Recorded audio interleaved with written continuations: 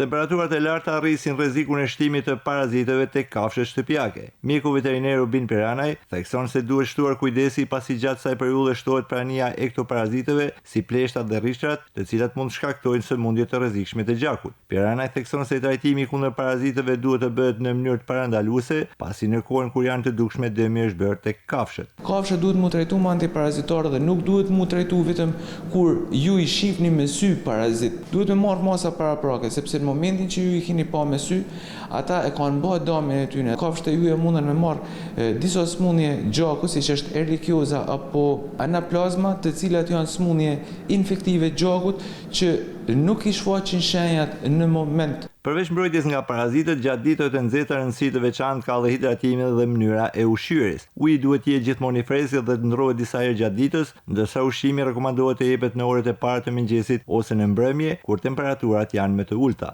Kafshët në përgjithësi, temperaturat të nxehta nuk ushqehen dhe duhet me bë kujdes që vakti ushqimor të jetë ose në mëngjes herët ose në darkë vonë për një arsye thjesht.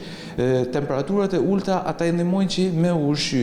Në temperatura shumë të larta ata nuk kanë dëshirë me ushqy. Veterineri Piranaj bën apel që të mos neglizhohen kontrollet periodike dhe trajtimet antiparazitare, pasi kujdesi parandalues gjatë verës është mënyra më e mirë për të mbrojtur shëndetin e kafshëve shtëpiake.